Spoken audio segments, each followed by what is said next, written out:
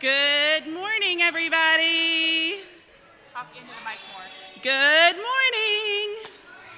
I hope all of you, thank you, Jocelyn. I hope all of you got some good rest last night and that you are here ready for another wonderful day of Annual Gathering. I have 4 announcements for you, and then we're going to get going. So the first thing is, if you plan to sign up for spiritual direction or coaching, you can do that later. We're going to have a break. That was the second one. We're going to have a break at about 10:30.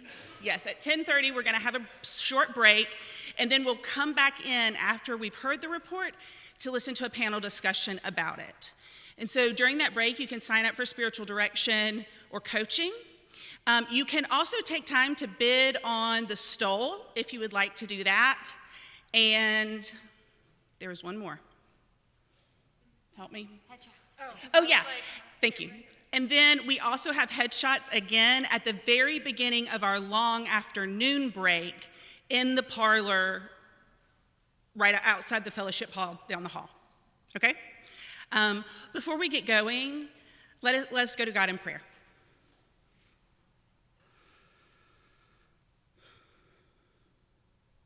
God, we thank you so much for the gathering that we have been able to do here, for the good fellowship, for the hugs with friends we have not seen in a long time.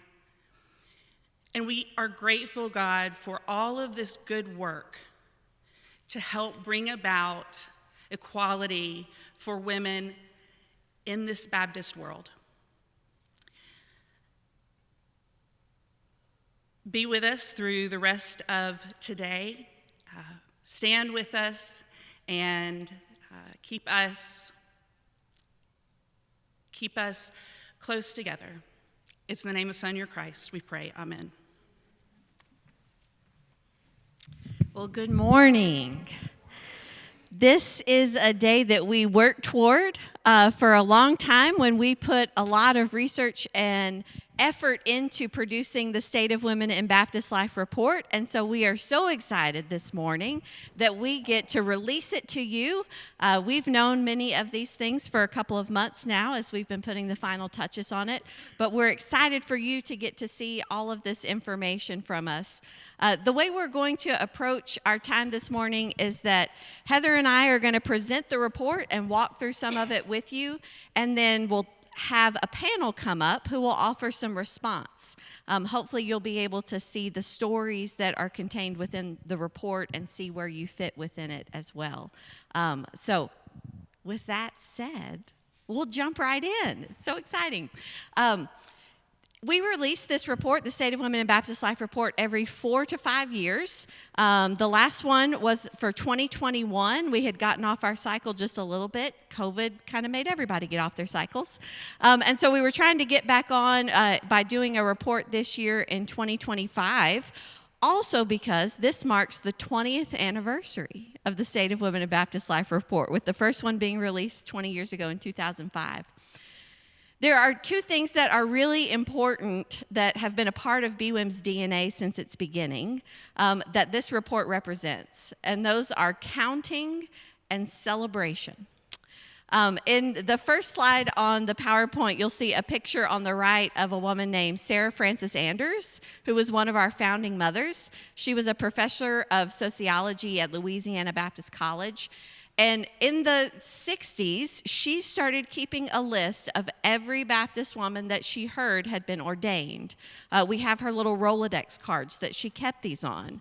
And she would present from time to time, here's how many women have been ordained, here's how many women are pastoring. And so that became a huge part of the movement for women among the Southern Baptist Convention, which our organization has its history within the Southern Baptist Convention. On the picture on the left is of the previous slide, was of the newsletter that we put together that was the very first publication of Baptist Women in Ministry in 1983 called Folio, and it had a column in it that was called Ovations, so that every time a woman was ordained or had a new calling, they would celebrate it. And so these 2 things, counting and celebration, have been a big part of our DNA and who we are, and we feel like is an important way in which this report continues that tradition. One of the reasons we think celebration is so important is because celebration can be a form of resistance. On the quote that was within the report, we say one of the ways we resist gender depression is to celebrate each time patriarchy's hold on Baptists is defeated. When we celebrate the successes of women in ministry, we grab the bullhorn to shout in patriarchy's direction that we know it can be beaten. Every time a woman is ordained, every time a woman receives affirmation, we are saying to the system, we see the weakness.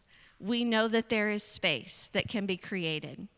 At one time, folks said, why do we continue to count all of these things? Isn't it, we're done with that. It's already happened. Absolutely not. For 2,000 years, these numbers were, close to zero. There were some women along the way. And so it is worthy for us to continue counting. And that act of celebration is a form of resistance, not as toxic positivity, because we still acknowledge the obstacles that are contained within. But when it's balanced with celebration, we are able to negotiate the patriarchal systems around us. As I mentioned, this is the 20th anniversary of the report. There was a report in 2005, 2006, and 2007, and then it switched to the every 5 years, 2010, 2015, and then 2021. Each of the reports has a first half that contains stories or research, things that we are learning, and then the second half will have statistics that have been kept since the beginning. And so we will go through some of those statistics together, and it's exciting to watch the movement in those over the years. As we continue to grow as an organization, and we acknowledge the limitations within our history that we emerged from the Southern Baptist Convention, we continue to try to grow in the statistics that we keep, the women that we represent, and the stories that we tell. And so we're excited that with each and every report, we are able to show the progress that is being made, not just for cooperative Baptist women or Southern Baptist women, but progress that is being made across the Baptist life. And so this report contains statistics and numbers that we haven't been able to include before, and we acknowledge that there's still a lot of work to do as we continue to build relationships and trust so that we can report on statistics throughout Baptist life. So the research that's contained in the first half of the report, you'll see on slide 6, there's a quote from the conclusion of the 2021 report as to how we decided we would respond next. And that quote is about the gap that exists between what is being professed and what is being practiced. That many congregations profess to support women in ministry, and yet we continue to see women experiencing obstacles to their ministry at a high rate. And so that gap is what we wanted to think about. And so Dr. Heather Deal, who is here with me, Heather was our Director of Development at Baptist Women in Ministry from 2023 until just a few months ago. And while she was doing that, she was also working on a PhD in social work, and she took up this research question for us. And so I'm going to let her tell you more about that and how we went about researching to see what would come next as we try to figure out how do we encourage churches to close that gap. So with that said, we are going to let Heather pick up on part 1 of the report in just a minute.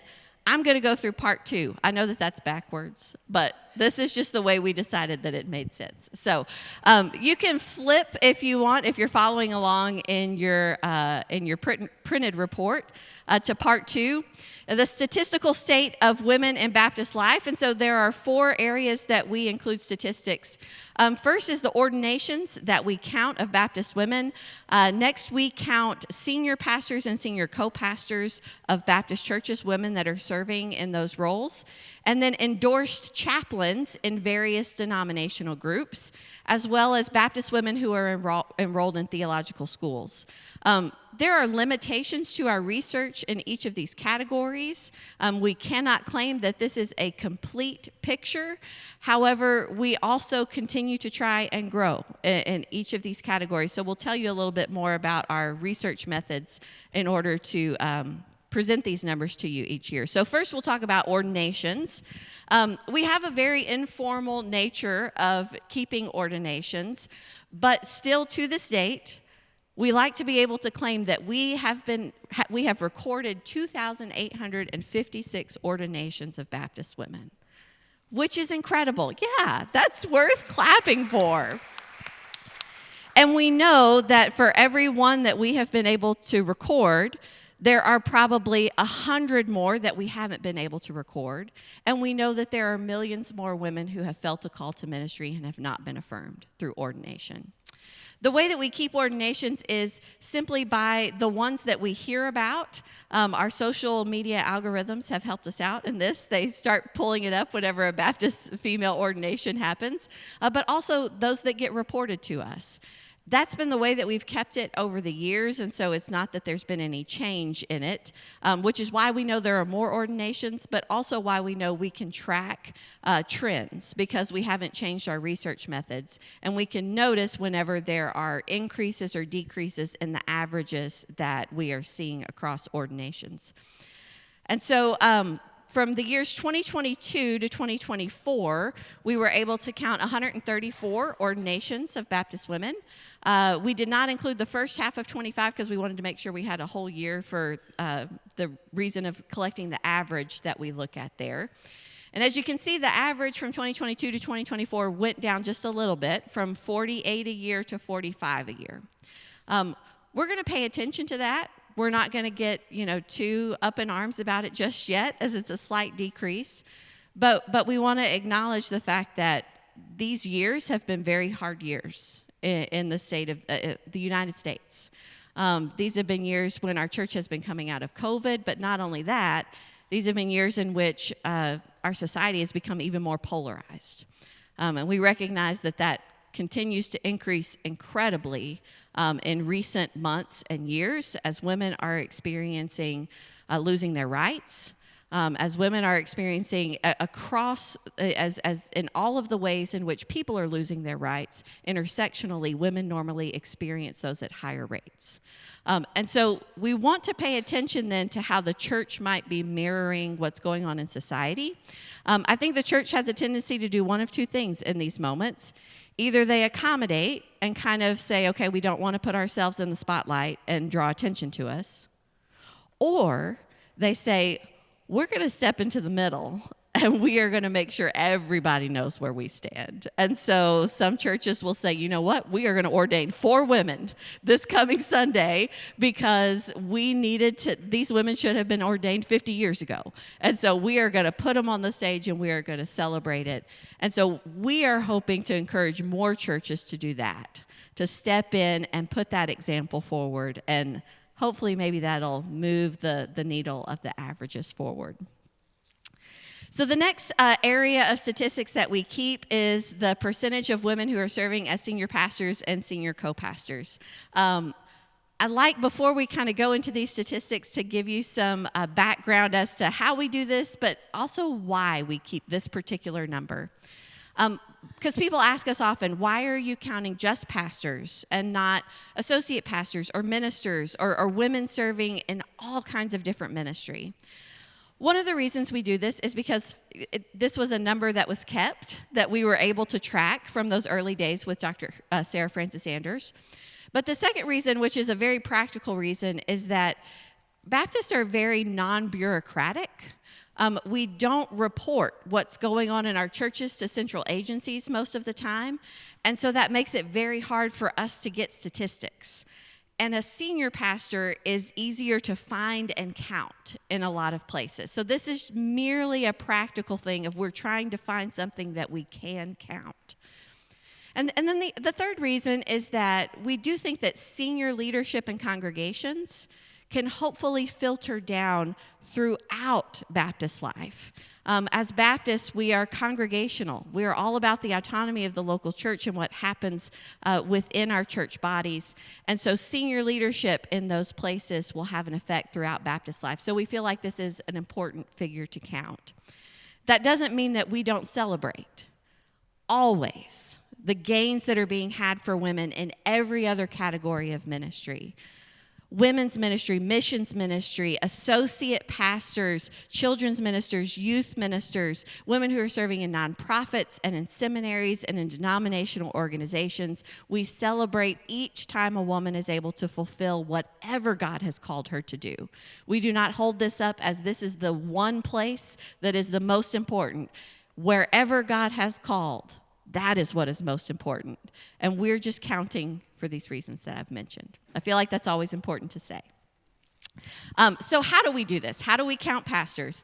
There are a number of ways. And first of all, I want to introduce to you all who are here in the room. Kara Nelson is sitting right back there.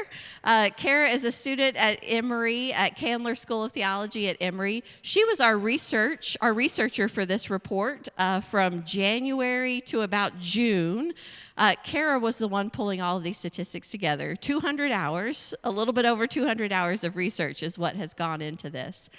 So thank you, Kara, for all of the work that you did. We are very grateful for you. We have an internal list of women who are serving as senior pastors that we try to keep updated. When we hear of a new woman serving, we add her to the list. If someone resigns or retires, we take her off the list. But that's never a complete list. It's just a place to start. And then from different denominational groups, we get different kinds of information. So some denominational groups will just send us a number. Here's our total number of pastors, and here's the total number of those who are women. And that's great. We want to keep those statistics. We don't then have names and churches and cities and states. So a lot of those women are not included in our state-by-state statistics, and we'll continue to try to grow those. Other times, denominations have public lists that have churches and the pastor serving that church, like an annual report. And so we'll go find their annual report, and if the name looks like a female name, then Kara would call them and email them and find their Facebook page and make sure that it was a woman, and we would count it. Other times, denominations, Alliance of Baptists and District of Columbia, they give us lists that include the names. So they say, here's our total number of churches, and here are all the women pastoring churches. And then we have a couple of groups that give us just a list of churches, and we have to go figure out who all the pastors are. That's where Kara spends most of her time, and for that, we feel really confident in those statistics that we're able to present in those two groups, which are Cooperative Baptist Fellowship and Baptist Journal Association of Virginia. Okay, with that said, we'll share some of these statistics with you. First of all, we have, I know that's a little hard to see, the state-by-state chart. I feel like it's important to just note this. First of all, because from American Baptists, we only get the number. We don't have those actual women and their churches. And if we did, I feel like the state-by-state chart would look very different. As we know, there are places in the country where a lot of American Baptist women are serving as senior pastors. But for the groups that we do have names represented, you can see there that North Carolina is the leading state to have the highest number of women serving as senior pastors and co-pastors. I think the reason for that is there's strong denominational presence in that state of places that are affirming of women in ministry. Strong presence for Alliance of Baptists, for Cooperative Baptist Fellowship, and General Baptist State Convention of North Carolina, which is the largest historically black state Baptist group in the United States that supports and affirms women in ministry. And so they actually experienced great growth for women in this latest report. Also then Texas and Virginia come in second, or Virginia in second and Texas in third. Also places where there is some additional support denominationally for women in ministry. So looking at by denominational group then, first of all, I want to tell you a little bit about Progressive National Baptist Convention. We have been forming relationship with them. This is a place where women are finding opportunity within historically black churches. We were not able to get statistics from them, but Dr. Peoples, their president, sent us this quote. Right now they have one of their vice presidents is the Reverend Dr. Jacqueline Thompson, who is senior pastor of Allen Temple Baptist Church in Oakland, California. And she will be the first female president of Progressive National Baptist Convention, which is incredibly exciting, and they are very proud of that. I enjoyed getting to worship with them this summer. But I love that what Dr. Peoples says that this is not about competition for them. This is just about doing what the Bible says. And so they are very serious about inclusion, and we look forward to continuing to grow relationship with Progressive National Baptists. As we look at each of the denominational groups that we do have representation for, there are a couple of those groups. We have 7 denominational groups that we were able to track. 2 of those did have slight decreases in their total number of female pastors and their percentages. And those were Alliance of Baptists and American Baptist USA. As you can see, Alliance of Baptists is a very small decrease in the total number of female pastors and the percentage, but their percentage is still 40%. They are still the leading Baptist denominational group for women to find opportunities in pastoral ministry. So we celebrate everything that they've done since their beginnings. American Baptists are actually the denomination that has had the longest history of supporting women in ministry. The very first Baptist woman was ordained was not Addie Davis, who was a Southern Baptist woman in 1964, but it was an American Baptist woman, and I can't remember her name off the top of my head. I should have written it down. It was in the 19th century. It's like 1880 something. So American Baptists have been leading the way for a long time in supporting women in ministry. As you can see, they count a little bit differently. They have their pastors send in reports that are telling about their year, so they're only giving us from those pastors that did send in their information. So in 2021, that was a little over 3,200 pastors, and 440 of them were female. And then in 2025, it was a little over 3,300 pastors, and 360 were female. So the percentage changed from about 13.5 to I think it was around 10.7% for American Baptists. But then there were 5 denominational groups that have all had increases, which is really exciting, 5 out of 7. First, Baptist Journal Association of Virginia. You can see there's 1 additional female pastor, but that puts their percentage up, and we celebrate that. That is a big deal. Every time we go up, we are celebrating. And then for Texas Baptist, they had 10 new female pastors between reports, and that moved their percentage from 0.6% to 0.9%. So we celebrate each of those women who became pastors, and we still look at that percentage and go, there's a lot of work to do there. We celebrate individual women, and we encourage that there's a lot more work to do in Texas. That's my state. We'll keep working on it. We also had increases in 2 other denominational groups here on the slide. District of Columbia Baptist Convention. You can see there were 3 new pastors there, and so their percentage went up a couple of percentage points. District of Columbia is really unique in that it includes it's an American Baptist churches region, but there are also National Baptist Convention USA churches, PMBC churches, Cooperative Baptist Fellowship churches, and so they're a very diverse representation of Baptists, and it's encouraging to see that they continue to grow. And then the General State Baptist Convention of North Carolina. 17 new female pastors in the General State Baptist Convention of North Carolina, which is a 52% increase for them. You can see the percentage of the whole churches is just 1% of the total churches being pastored by women. But when you think about the fact that 33 became 51, I can't quite see, or became 50, that's a big jump and shows that there are a lot of wonderful things happening within GBSC. And then finally, our category where maybe there was the largest growth was Cooperative Baptist Fellowship. As you can see, in 2021, there were 105 women serving as senior pastors and co-pastors, and in 2025, that number went to 142. So Cooperative Baptist Fellowship has finally reached double digits in its percentage, and we're excited about that, and we celebrate that growth. And that's a 35% growth in total number of female pastors. We're so grateful for our partnership that we have with CBF. We're grateful that Paul Baxley is here, who's executive coordinator of CBF, and you can see his quote there, that we're going to celebrate that 10% and what that represents, the work that we have done to get there, and we are going to acknowledge that we still have a long way to go to reach 50%. In every category, which is what we would like to see every category represent. So these were very encouraging statistics about our denominational groups and women serving as senior pastors and the growth that's happened over the last 4 years. The next category is chaplains.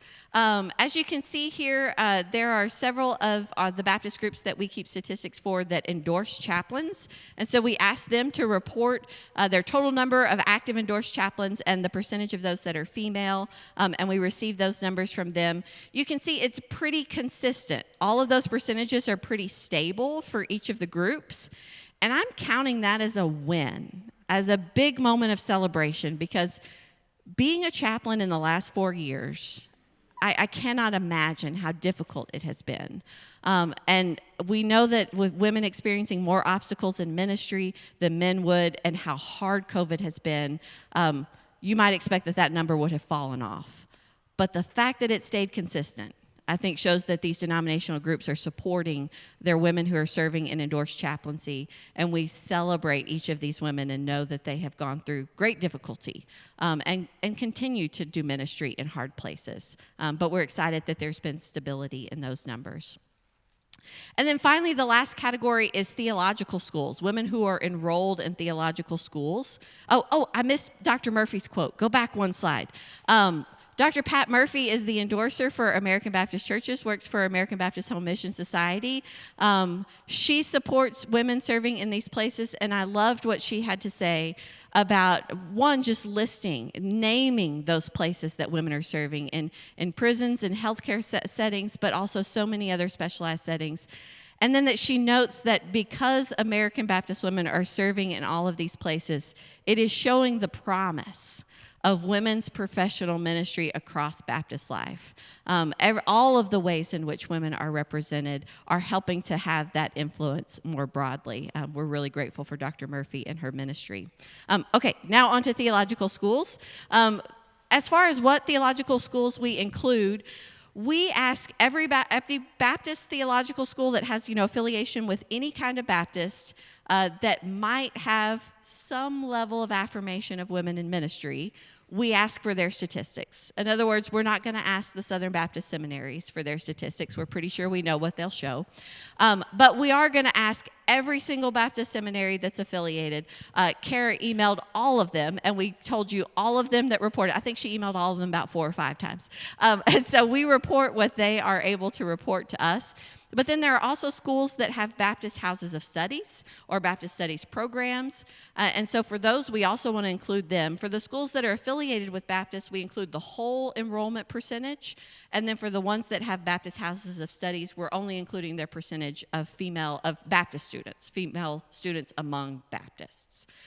So within that, as we looked at that whole chart, I think it's on pages 24 and 25, you can see that the total percentage in each of the schools that reported to us for 2025, and these are fall 24 enrollment statistics, that the percentage increased from 51.6% to 52.4%.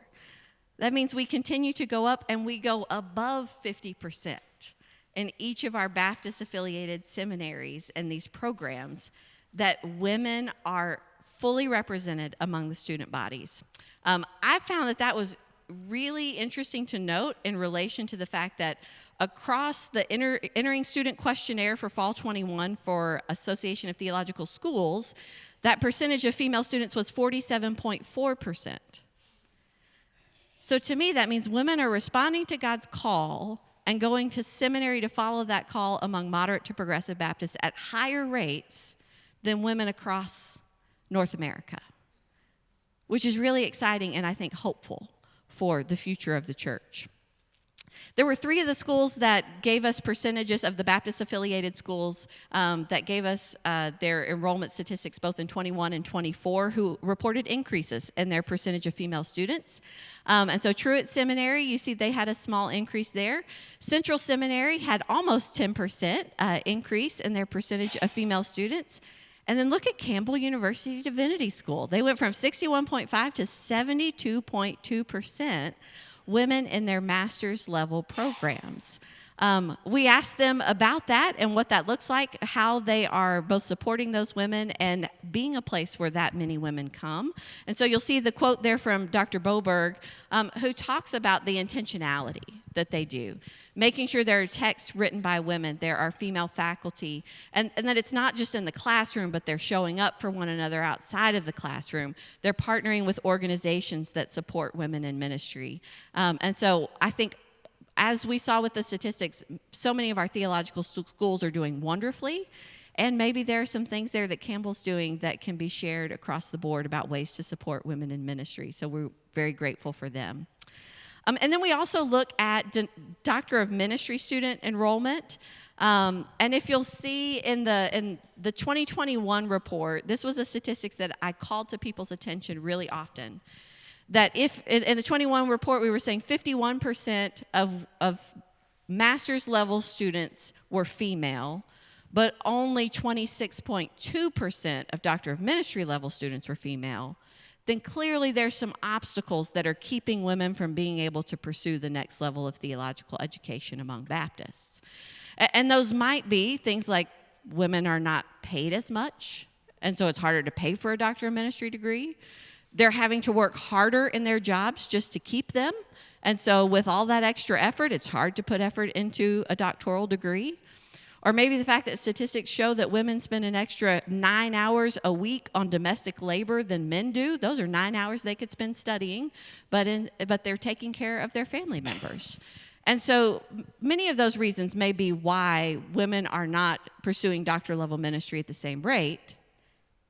And the fact that that went up 10 percentage points in just 4 years, I hope means that our congregations are doing things to eliminate some of those obstacles, that they're changing the culture, that they're paying women better, that they are providing support for their families.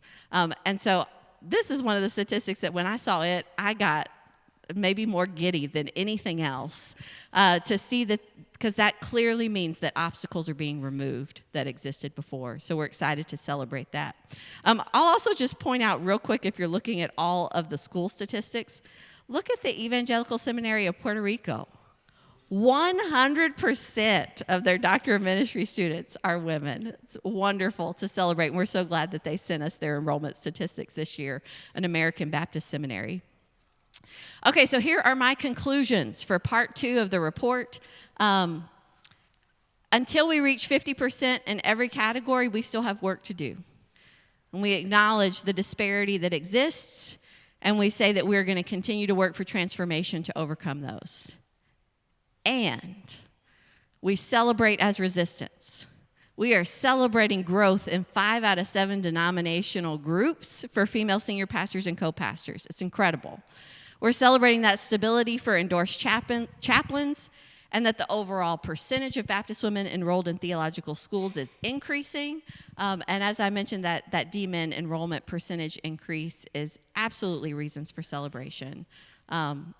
It is so great to be a part of this work and to see the ways in which the Spirit is able to move among our congregations and schools so that the barriers that were keeping people from being able to hear and see what the Spirit was doing in the lives of women are coming down. And now people are able to see the Spirit's works in the life of women and support that. So with that, I'm going to turn over to Dr. Heather Deal. Heather now is assistant professor of social work at Binghamton University in New York. And she's going to tell you a little bit about the research that's featured in part 1 of the report and where we're going to go with that. So thanks, Heather. Thank you. Yeah. Thank you. Well, how exciting to celebrate these increasing numbers. Progress, however incremental, is worth celebrating. But in order to sustain this progress, our congregations must become environments where all women are empowered. And so today I will share with you what we learned in a recent study of Baptist congregations that have created empowering environments for women. After the release of the 2021 report, we noticed an interesting paradox that we wanted to explore. 86% of the women who responded to the survey reported that they experience obstacles to their ministry because of their gender. Yet at the same time, 87% claim that their congregation has expressed some level of affirmation for women in ministry. So this tells us that affirmation alone is not enough. Congregations must put action to their affirmation and actively work to create environments where women are empowered and thrive. So at BWIM, we defined empowering environments for women in Baptist congregations as environments where every woman has the opportunity and the freedom to use all of her gifts in service to the church. We then asked ourselves, okay, well, how did these Baptist congregations, how have they created these empowering environments for women? So to help us answer this question, we turned to 15 female pastors from 7 congregations where either the pastors or other women in the congregation reported to us that this is an empowering congregation for them. The study uncovered, as you'll see in your report, 6 markers of environments that are empowering for women. These are in no way prescriptive. They are markers that we found in common among the congregations that we studied. The road to achieving equity and an empowering environment can be different for every church. However, since many of these churches had these markers in common, we find they are a good roadmap to help guide other congregations. And so the 6 markers are affirmation of women in various leadership roles, intentionality toward gender in the work of the church, non-hierarchical organizational structures, support networks for women, addressing gender issues, and creating egalitarian staff policies. And we're going to explore each of these a bit more in detail. First, we found that for many congregations, there is a gradual, often decades-long journey to fully affirming women in pastoral, ministerial, and congregational roles. Often the journey started with affirming women as deacons, then associate pastors, and finally senior pastors. The path to senior pastoral leadership for women was often paved by years of faithful service in associate roles, allowing congregations to grow comfortable with their leadership and ultimately embrace their transition to the senior pastorate. We also found the presence of female pastoral interns played a crucial role in shaping congregational openness to women in ministry. These emerging pastors brought fresh perspectives and demonstrated the gifts and capabilities of women. Affirmation extended beyond the pulpit to lay leadership, with many congregations emphasizing the importance of women in decision-making and leadership roles.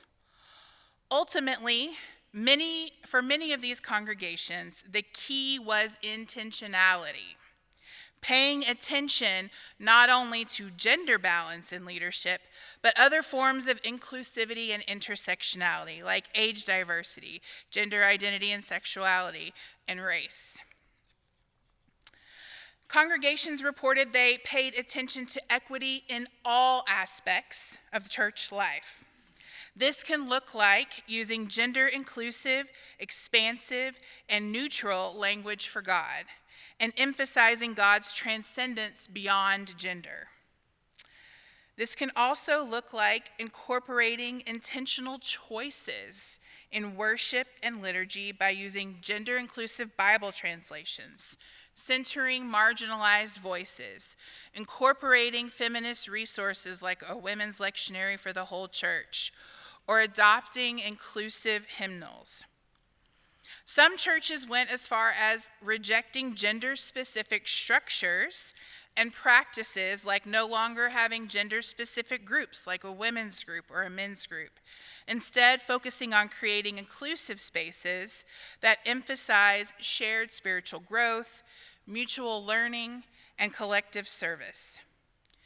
These practices were part of a broader, long-term culture shift toward equity, often rooted in decisions made decades earlier, such as adopting those gender-inclusive hymnals or consistently preaching about the image of God in all people. Nearly all congregations in the study had moved toward more feminist organizational structures and away from hierarchical structures. You can go to the next slide on this one. Thank you. In resisting hierarchical structures, they chose models of power sharing among staff and congregation. Many congregations embraced co-pastoring models and collaborative leadership where decision-making, responsibility, and vision are shared across staff and congregation alike. We also found that these congregations are making consensus building more of a priority in the decision-making process. Several replaced majority vote systems like Robert's Rules of Order with consensus-based decision-making, and several others were starting to move in that direction or were strongly considering it. Their reasoning is that it allows more voices to be heard in the decision-making process and fosters deeper ownership of decisions. Many of the women interviewed engaged in what I call modeling feminine power. They were modeling for their congregation more relational and collaborative decision-making processes, yet at the same time they were naming and addressing the tension between the more feminist structures and male-dominated structures. They modeled healthy disagreement and collaboration among their staff, while also modeling healthy boundary setting. A key to empowering environments that I heard over and over again was the support from intentional support networks. These networks include those among peers, church leadership support systems, and supports across the congregation. Peer support networks provide critical relational and professional connections that counter the isolation that many women face. Supportive church leadership were leaders that offer guidance, protection, and advocacy. They were leaders who intentionally checked in, helped navigate complex situations, and stood publicly with their women pastors. Congregational support looked like congregants that consistently showed up when women preached, that reached out to see how they can support meeting practical needs and actively advocating on behalf of women for women's leadership opportunities. Each of the churches addressed gender issues in intentional ways, from preaching on gender equity to intentionally rooting women's empowerment and congregational values through creating things like purpose statements or statements of inclusion and empowerment, and intentionally sharing stories of women's leadership in their congregations, both among congregants and the wider community. Pastors integrated gender equity into sermons, both as a justice issue and by lifting up women's perspectives in scriptures. These churches also educated their congregation on gender issues, including educating children and youth on gender and sexuality, promoting body positivity, challenging gender dress codes, and using inclusive language when talking about people, and providing sexuality education to their youth. Many women talked about how they called out and addressed sexism as it occurred both on the individual and the corporate level. This included addressing sexist language and behavior in personal interactions, encouraging direct and honest communication among the congregation, and confronting gender-based double standards and unequal treatment, and naming and challenging paternalism and the undermining of women. And as we are all aware, as Barbara reminded us last night, women themselves are often perpetrators of sexism against other women, stemming from internalized sexism. And several of the pastors noted that they had to examine their own internalized sexism, as well as helping others examine theirs.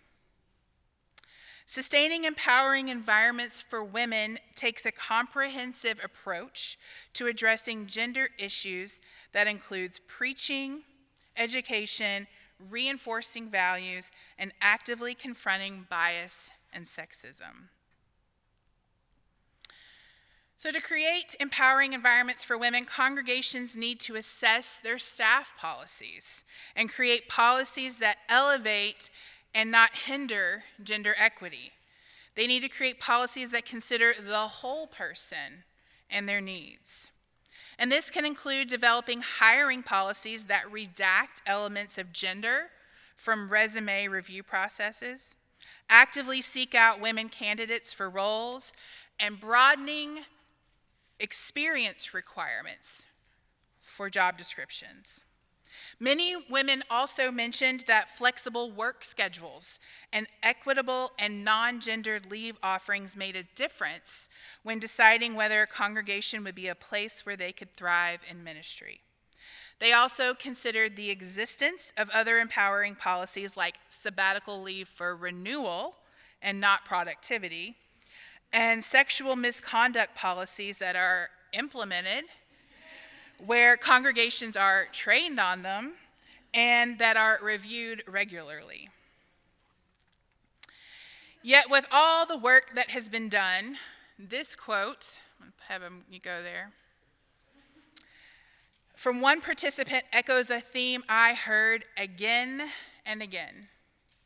Even in a congregation like this, that is a wonderful and safe and great, there are still everyday moments of sexism in the ways that we are approached and treated.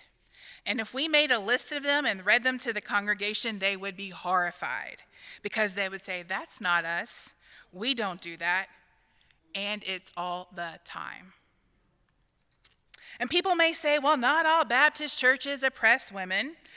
And to that I would say, patriarchy is so ingrained, not only in American culture, but in Christianity itself, that even in some of the most empowering congregations, remnants of patriarchy still exist. They are not the overt or hostile forms of sexism, but are gender microaggressions and benevolent sexism. Patriarchy is so ingrained in how we do church that it is often invisible. It just is the way the church functions. It takes long-term effort and intentionality to shifting culture and environments for the hidden forms of patriarchy to be eradicated. So where do we go from here? First, you can start by assessing your congregation for these 6 markers. You can educate your congregation on gender bias, equitable policies and practices, and ideas like microaggressions, benevolent sexism, theological sexism, and other forms of bias. You can resource your congregation with things like gender-inclusive worship and liturgy materials, feminist theology texts, and egalitarian and equitable youth and children materials. The good news: you don't have to do this alone, and BWIM can help. Plug. Schedule a consultation for your church staff and lay leadership to assess these 6 markers with BWIM staff. They've created a whole assessment around this now, and you can email them to get started. This research highlights that creating empowering environments for women in Baptist congregations doesn't happen by accident. It takes intentionality intentional leadership decisions, intentional structural changes, and an ongoing commitment to shifting congregational culture.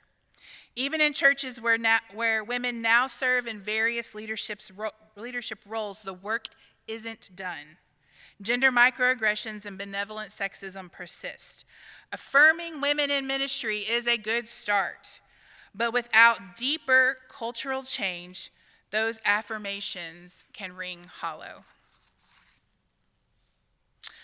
So at this time, we're going to turn to our panel of pastors to share with us what this looks like in their context. And I'm going to have Meredith come up and introduce the panel to you. So if we'll get our panelists to go ahead and head up.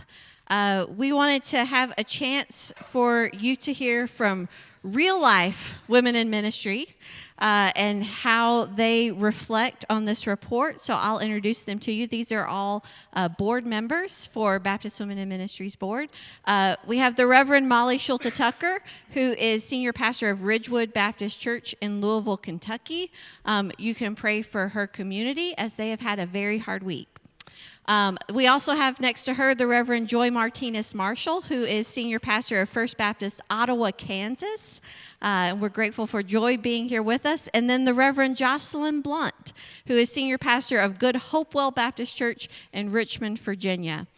So to get started, I have asked them if they will take a few minutes to just offer an initial response. I sent them the report about a week ago so they could take a look. And so we will just go down the line here, if that's okay, to start with your responses. You want Molly to start? Okay, so Jocelyn has said that Molly will start. Okay. Do you want to stand or you want to sit? Oh, do you want me to stand? Whatever you I'd want love to do. to stand. You want to stand? I'd love to Okay. stand. Thank you. She's going to stand. Thank you all, Dr. Stone, Dr. Deal, and we'll say Dr. Deal as many times as we can today because we knew Heather before she was Dr. Deal. Thank you all for all, and so many more. Thank you for the time and energy you put into this report. I shared with our board earlier this week, I love what I get to do. I love my people. I love being a pastor, but research reminds me where my blind spots are. It reminds me I'm not crazy. So thank you for being a grounding force for the work that we do and to remind us there's still work to do. So thank you so much. I'm going to do what pastors do best, I think, and just tell you some stories that came up as we heard about this research and read through this research that I think might take some of the research and put it on the ground a little bit for us. But I want to start by saying I'm going to share some stories from my context as a pastor, and I'll say it again. I love my church. I love my church. And I think they would tell you that they have growing edges as well. But I love my church. And the stories that I'm sharing are not new to them. I think that they know them as well. So I'm going to share 3 stories. Okay, 3.5 maybe. It's really risky to put Baptist preachers on a microphone with a vague time limit. First is, in the year 2020, what I did not expect was that about 10 weeks after I began at Ridgewood, we would enter into an unprecedented worldwide pandemic, and everything would go on a screen, right? We also did not anticipate the emotional fatigue that all folks would have, the physical fatigue that we would have. But what I was also coming into was some staff burnout because I am about to start my 7th year at Ridgewood, and that means from the previous 3 pastors, I have doubled the time that they served at Ridgewood. So some of those staff positions that were not pastoral staff, they were burned out. So about August of 2020, under all of these layers, I had a couple of staff members that left very suddenly and hurtfully and said things about me and the church that were not true, that were perhaps under a blanket of COVID fatigue, I think. There was a lot of burnout, and I've got to say, looking back on it, and after a lot of therapy, perhaps there was some jealousy that I was all of a sudden the shiny new thing that Ridgewood held. But it was very clear that the honeymoon was over in August of 2020 for my first pastorate. And there's a Zoom call that I still refer to as all one title called the Zoom Call from Hell. And it was where church members confronted me about what had happened and why these men had left our staff. And when I called my husband on the way home from my church office, because it was important to me, I took it in my church office, he said, "You've been sold a bill of goods and I will write your resignation letter." I laughed. No one else laughed. All right. Everyone feels it. Everyone feels it. My deacons who are on the call, who have been wonderful and cared for me, one sent me a picture of her dog, which was her way of saying, "I love you," and she knows I love her dog. Another one, who is an Enneagram 3, who has absolutely no emotion, sent me a text that said, "Hang in there," which for him was like deep pastoral care. Another one called me the next morning and said, "Are you okay?" Another one called me the next evening and said, "That was trauma, Molly. That was trauma." So even in this really deep, dark COVID place, I had people surrounding me. But I say all that to say, that same week, my deacon chair sent me a picture of a quote she kept at her desk at work. And it said, "I was celebrated but not accepted." And I think back to that quote all the time, and I've shared that with especially other female ministers. I was celebrated, but not accepted. I can tell the double digits, it might be even 3 digits, I'm not sure, of how many times when Ridgewood called me to be their pastor, how many times it was shared from the BWIM page that Ridgewood had called their first senior pastor. If you have a first female pastor, senior pastor in your church, you might also have that feeling of the double-digit shares is so nice. We are so celebrated, but there's something deeper about not being accepted. It was an easy decision, perhaps, for my church to call a female pastor, but it was a hard road. So there were 3 important people in my life, talking about support networks, 3 important people in my life. The first was my therapist. I went in a couple weeks later, and he said, "If I could have a neon sign that said sexism, this is what it would be." So I found affirmation there. I called another person in our state who was connected with BWIM. I told her the story of what happened, and she said 3 words to me that I will never forget that every woman needs to hear. I told her everything, and I said, "I don't think I've done anything wrong." And she said, "I believe you." Say that to women more. I believe you. And lastly, I called a denominational leader. And as a pastor, I think it's really hard to have pastors, but I did not know that I needed a pastor in that moment. And he pastored me through the next few months as I tried to pick up broken pieces of my church and myself. So I say that to all go back to that phrase. We were celebrated but not accepted. There was some kind of disconnect between, yes, we have a senior pastor who is a female, but how are we going to support these structures? The second story I have is about a gentleman by the name of Wayne. I love him a lot. We have almost the same birthday, so he made a quick connection with me. His wife was on my search committee. Wayne is a longtime pastor. There might be people in this room who know him. He is a kooky man, and I love him a whole lot. The day of my call Sunday, he went to the pulpit, and he, through tears, said, "I've been waiting 71 years to say, my pastor is a woman." And it was a great moment. He was so excited. My pastor is a woman. His wife, who was on my search committee, made a habit of coming into my office 3 to 4 times a year. And she would usually start her conversation with me saying, "I'm going to talk to you like my daughter because you basically are." One of those times, she said, "I need to tell you, you preach too much about feminism." So I made a marker in my head of when I even took mention of female empowerment, I mean, even just a slight in my sermon. I made a marker in my head of the date that I did it. They were spotty in church, they have family elsewhere, and so there was a 6-month period where we did not see them.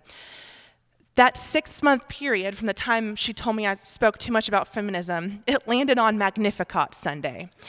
And I make a point every single year to preach on the Magnificat because it preaches differently every single year. And so she came back on Magnificat Sunday, and I made sure I made eye contact with her as I was preaching about women's empowerment that day.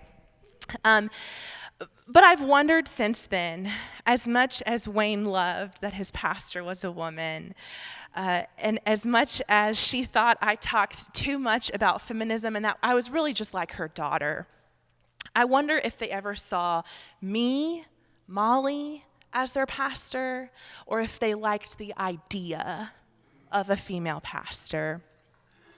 My last story is short. One of the things I believe that is in this state of women in ministry in your booklet is Ridgewood did a proclamation in support of women in ministry last March. Meredith got to be with us on that Sunday.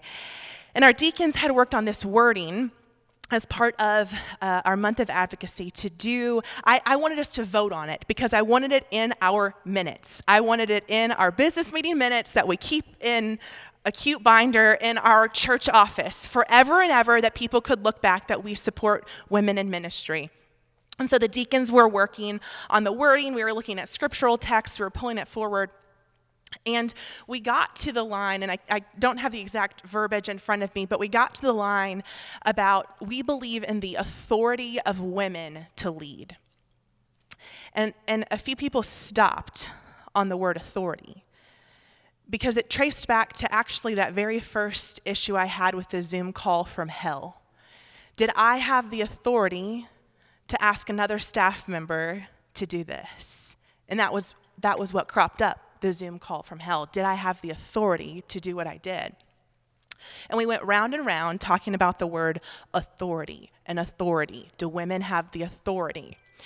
And a deacon who I love, his name is Mike, he's actually my personnel chair, he stopped and he said, if we do not use the word authority, what is the point? We are wasting our time. So, authority, I will echo Mike, if we aren't going to use it and write it down, if we aren't going to affirm it, if we aren't going to believe it, if we aren't going to practice it, then what is the point of us being here? Thank you.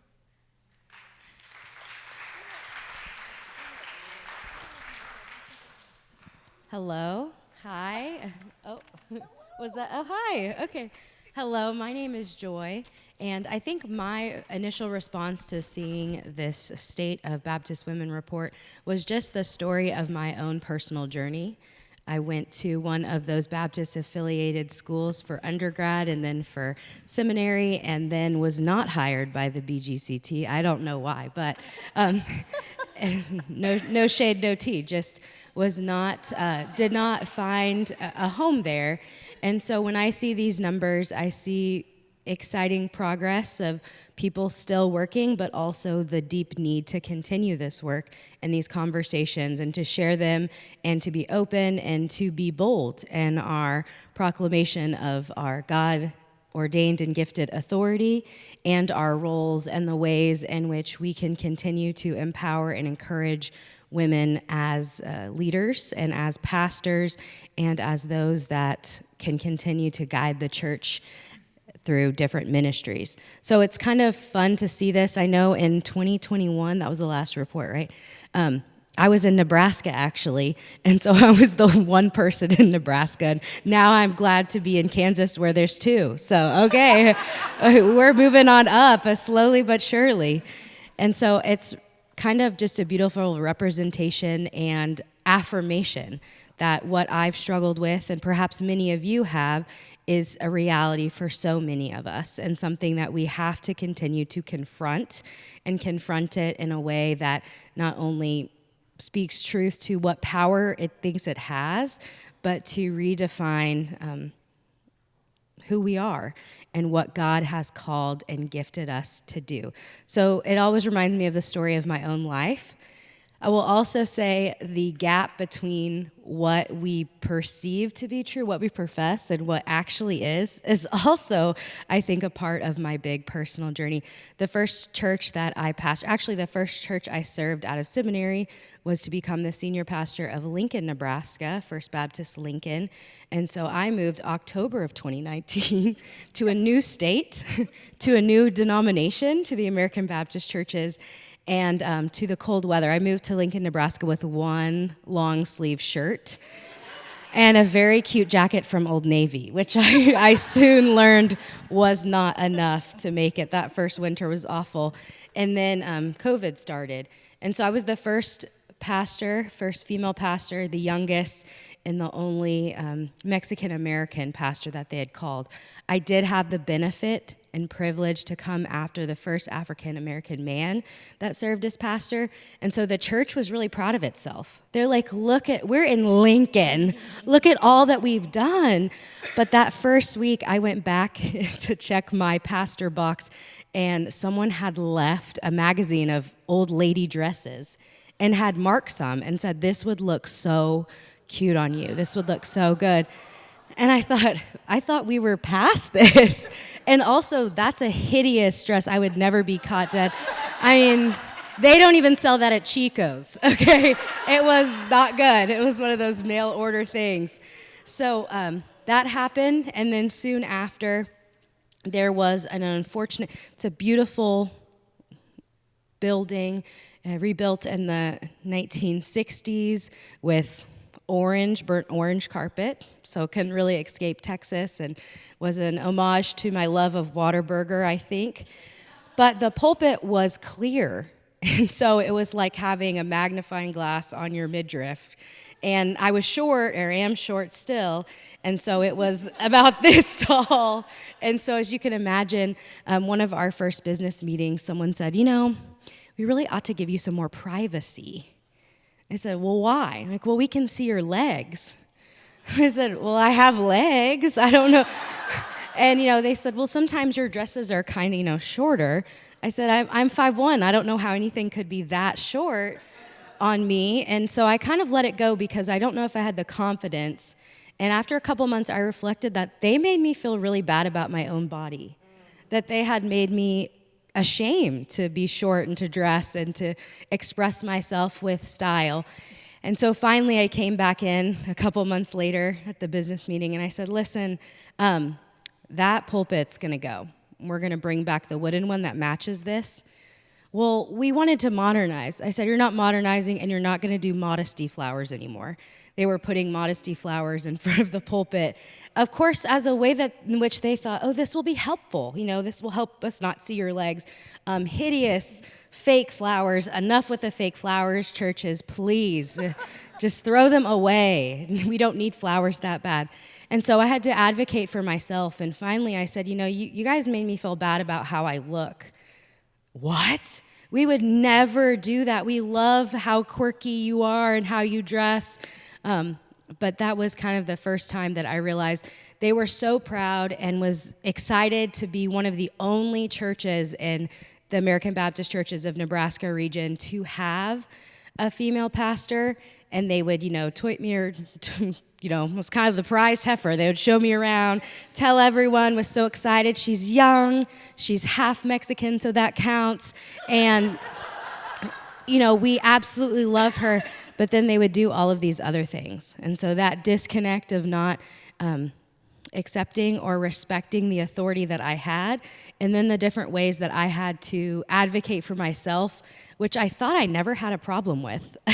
Apparently I did. So it is a continual reminder from this report that what we preach is not always what we practice. So thank you. Oh, you have a microphone. Okay.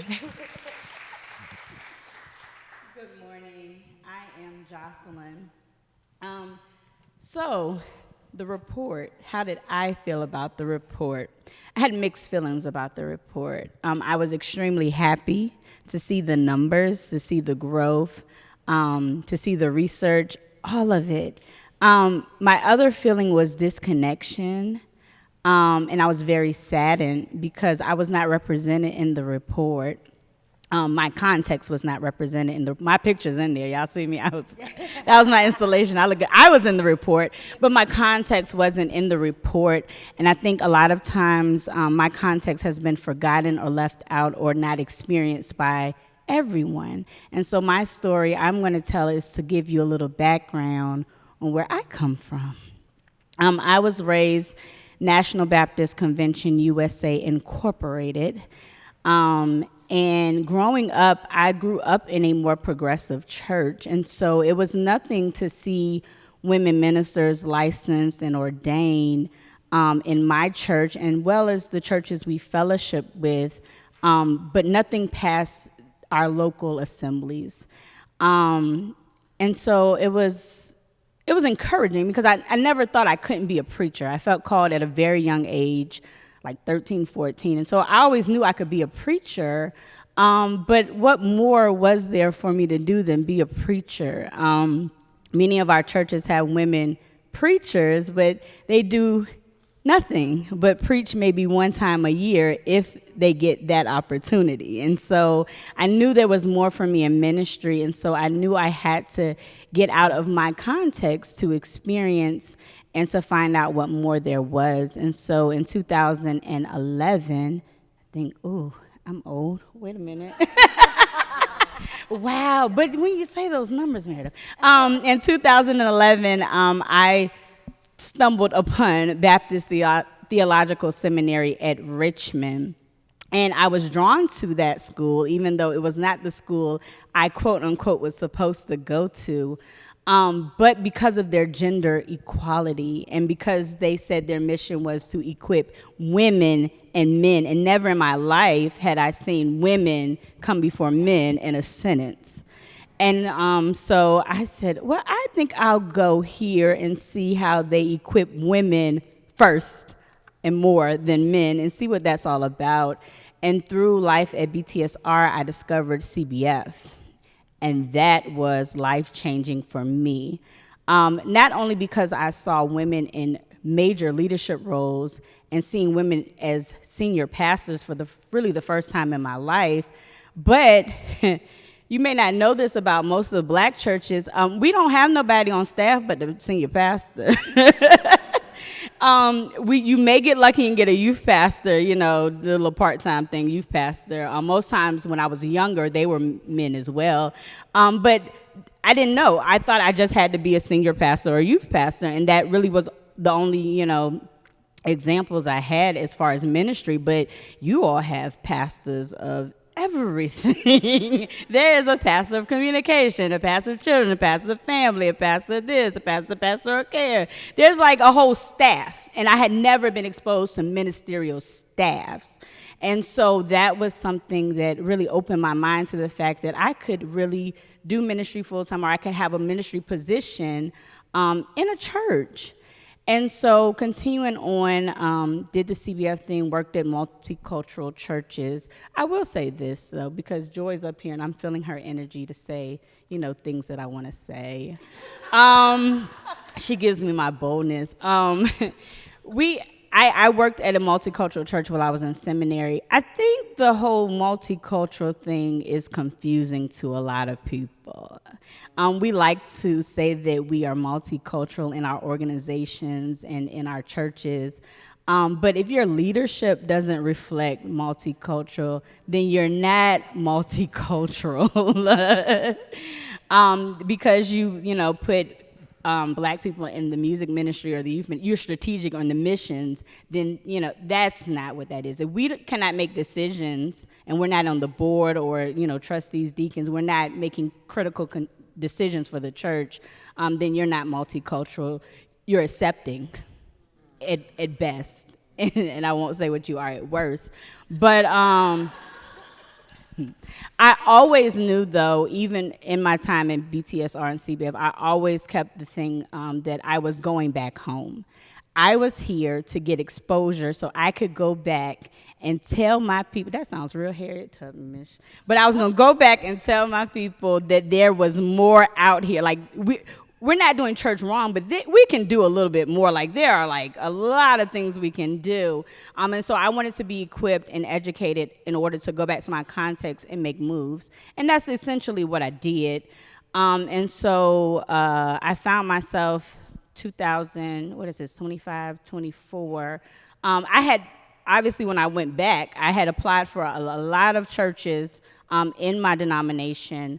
I got a lot of, I would love to say that I got a lot of no's. I didn't get a lot of no's. I got a lot of silence. I got to thank you, Mrs. Blount, for your application. It's like, I'm sure I said Reverend somewhere in there. But anyway, as I told them, up until last year, the presidents of the National Baptist Convention did not believe in women preachers. And so from a national level where that's at, their churches are going to follow suit. And so many of them, you look on the job postings and it's all, the 1 Timothy verse, and they start with that. Instead of saying we don't want women, they'll just say that we want a man through scripture. And so I didn't get a lot of opportunity there. I just kept applying. And then there was kind of a shift in our denomination. And we start seeing women, young women, get called to the pastorate. And then we got a president that believed in women preachers last year. And which I think that is such a crazy phrase anyway, because you don't believe in women preachers. Well, I'm a woman preacher, so you don't believe in me. I exist. I am here. You can touch me. What do you mean you don't believe in me? But we got a president that is pushing for the cause, and it was maybe a year full of women. We were all getting called like back to back to back. All 10 of us that we're going to add to the Baptist Life Report. But at the time, it would seem like it was a lot because of the social media. It was just one announcement after the next. And my church had tried to be open to women, and we followed the progression that Dr. Deal looked at. We had the first woman chairman of the deacon board in the state of Virginia for a black church. Unfortunately, she was heavily against a woman pastor. And then, so the search committee got together and they said, well, we want to be open to women and young people. We want to be open to whoever God sends. And so her and some of the other women shut down the search committee. And they picked a man in their congregation. He served for almost 10 years, and he retired. And so it's time to get that search committee together again. And this time they said, no, we don't want, they had grew up a little bit, got a little backbone, and said, we don't want you to stop us. And they put 2 co-pastor interims in, and one was a woman. So then that was the next level. And so by the time I came around, there was 2 women that were still very, very, very against women, having a woman as a pastor. And God rest their souls, one died in November, one died in May, and my church called me to preach the end of May. And so I caught some questions in the interview about, I had one gentleman, and he has since left the church, the only one to leave the church, praise God. But he just could not, he wrestled with it. His mother was the chairman of the deacon. But he wrestled with it, and he asked me some things in the interview about that. He first asked me, did I have a husband? And I said, no. And he said, I was going to ask because how does your husband feel about you being a pastor? I was like, well, I think if I had one, he might be okay with it. I don't think I would pick someone who have a problem with it. But he could not understand that, and I blame a lot of it on biblical ignorance, because how could you support your mother being the chairman of the deacon board and me being the pastor? Like, you don't see, because people, well, anyway, we won't talk about biblical illiteracy, but we won't talk about that today. But my church has been very affirming of me, but there's still some ways to go. As Molly was saying, it's little things. Last year this time, and this is my last story, but last year this time, I came to the church anniversary. I had not been installed and started yet, but they invited me to the church anniversary, which takes place this Sunday, so it's been a year. And they had a gentleman come to preach, and he made a lot of comments about my physical appearance. And I was sitting on the front row. I didn't really know my church then, and he had all of his guests there, and he was saying things about my appearance, and very inappropriate. His wife was in there for one, but very inappropriate, and I felt so lonely. And sitting on the front row, when you sit on the front row, you really can't even see anybody, so you don't know what these people are thinking. But the fact that at that time nobody from my church said anything to him. They would say stuff now because we done had a little talk about it. But that they left me out there. They left their pastor out there and did not know how. Not that they didn't want to. They did not know how to defend me and to support me and to advocate for how inappropriate his comments were. And so there's still things, even with them accepting me as a woman, learning little things about how different it is, but also how similar it is. Your male pastor may not leave his lashes on the desk in the office, but comes with the territory. And so, yeah, that part.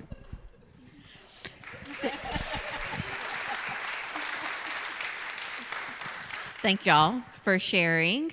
I have questions that I want to ask them, but I'm going to make a little executive decision to say, let's do our break right now. And then when we come back, I'll start by asking them some questions for them to respond to. But you're also going to have a chance to send in questions as well if you want to be thinking about that. We'll have a number up here on the screens after we come back from the break where you can text in your questions that you will be able to ask them or us or Heather and I about the report. So let's take about 15 minutes. Does that put us at 10:40? 10:41. See you back here at 10:41. Okay, we're going to get back started. I'm going to start by asking the panel some questions that I sent them ahead of time. But as you can see on the screen, there is the number that you can text. The number that you can text if you have questions that you want to add. As you can see, I've got lots of questions that are really great, but your questions, I'm sure, are even better.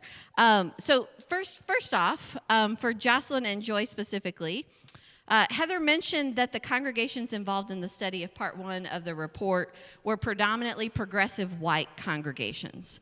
So when you look at those 6 markers of congregations that create empowering environments for women, how do you feel like those markers would be relevant for contexts you've served or been involved in that are not white or progressive? From your experience, are there other markers that might exist that we should be thinking about? Jocelyn, or Joy. Joy's going to go first. I'll go. We got some screenshots here that we need to go through. So for my context, I thought the markers were extremely helpful. And then I was trying to see if any of the churches I served had any of those markers. And one for sure was the affirmation of women in various roles over time. So American Baptist churches have been very supportive of women, with May Jones, the first May Jones in 1882, I believe. Thank you. That was Google, not me. And so it wasn't a question if women could. It was more of if the local church would move that way, or if the local church would recognize or even know its history and its denominational ties. American Baptist churches are wonderful, but we have a really hard time telling our story. And so a lot of our churches that don't feel connected lose some of these markers or are not intentional about them.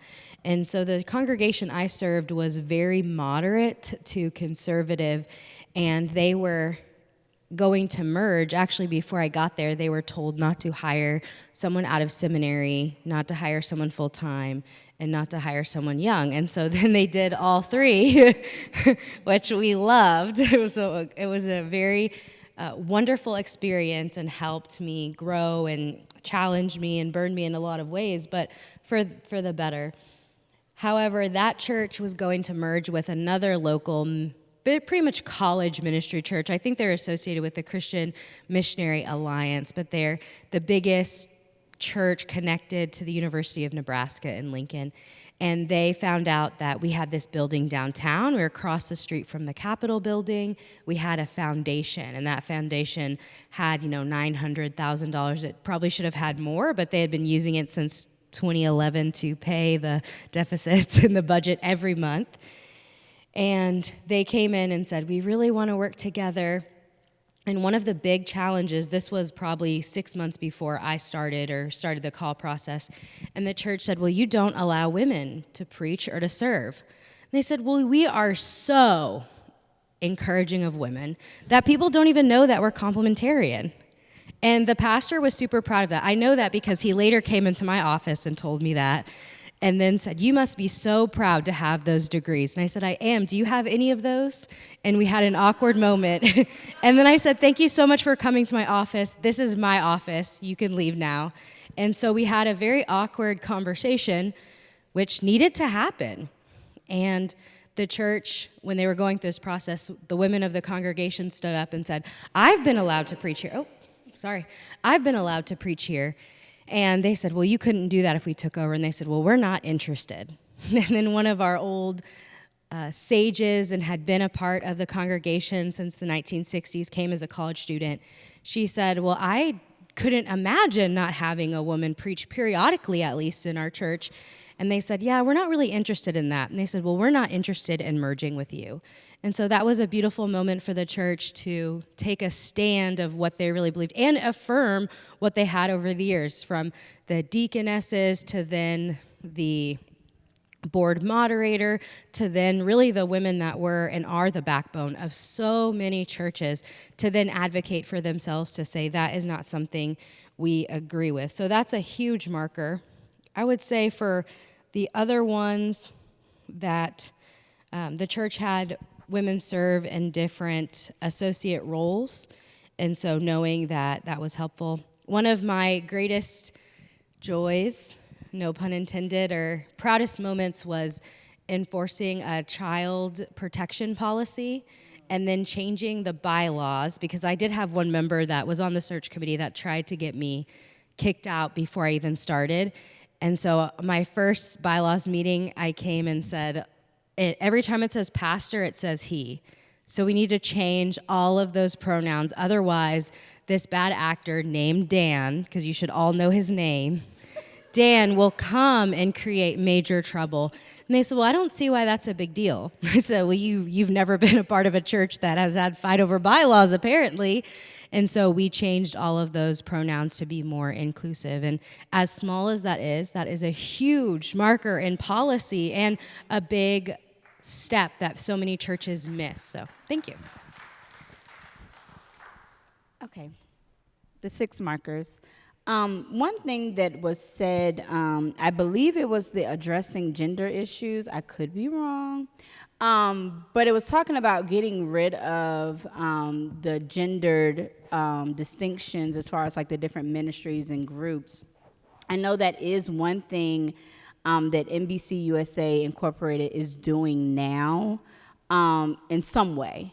And so when our new president got installed and he came out with the new ministries and new leadership roles, not only did he put a lot of us, or allowed a lot of us to take leadership in these big auxiliaries, but he did not create a women in ministry division. And for some of us, it was kind of like, well, you say that you stand for women. This is like the one thing we wanted you to do. Why wouldn't you do that?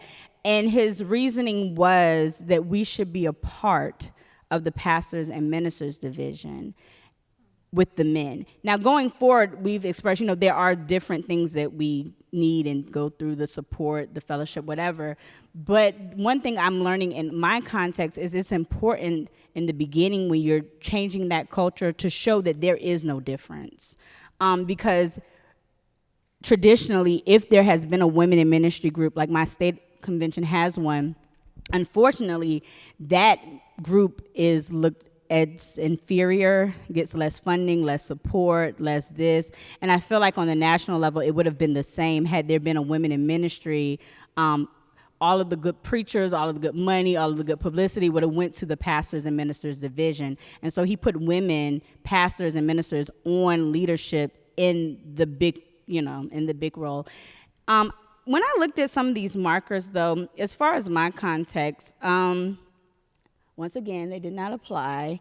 We don't have no staff policies because we don't have no staff. We don't have no personnel. We don't we don't have any of those things. There are no policies. Sorry, Meredith, there are no policies. We need to write some, but there are none current. We're gonna text Nikki later. Currently. But I did become very intentional, as Joy said with hers. I just finished leading my church through a revision of all of our constitution and bylaws because, that's what we're not going to do. So and I made sure my contract reflected some things. So yes, we have done that. Intentionality towards gender in the work of the church. I think that would probably be the marker that would make the most sense in my context. What work are we allowed to do in the church, and how is it respected? What voice we have, what boards we sit on. I think that would be the biggest, because even in a lot of our churches we don't have female deacons. They create the deaconess, and they're more of a figurehead. Sorry, Mom. They're more of like a figurehead, and they don't really have the same power as deacons. And so a lot of churches are finally accepting female deacons, but that was not a thing, or female trustees. That is becoming now a thing that was not there before, or women on the finance committee. So I think that is a great one that we can keep. I've been trying to think of some to add, and I'm going to continue to think on that. I'm not ready to release my intelligence at this moment. I'm gonna wait till markers pending. Before the next one, I will do that. But we have support networks for women. But I will say this in a closing thought. A lot of, and someone, Lauren, she had just asked me, do I feel supported in Richmond, and do I have a good support system? And I told her no. And I'll say this: we have these women in ministry groups in my context, and we have, some sisterhood things or whatever you want to call it. There is not genuine support and sisterhood from other Black women pastors and preachers in my context, because in my context, there can only be one.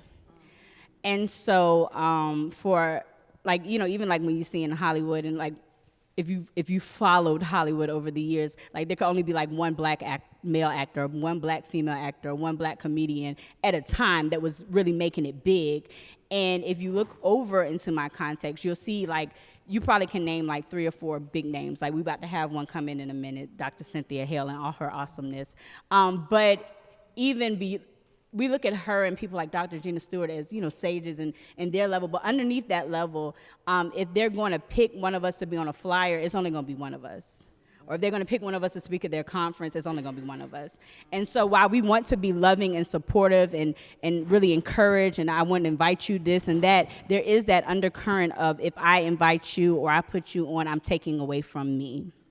And in our context, women, we don't get paid a lot, and we don't get a lot of opportunities. So you're torn between, do I do the godly, sisterly thing, or do I do what keeps my bills paid or keeps me relevant?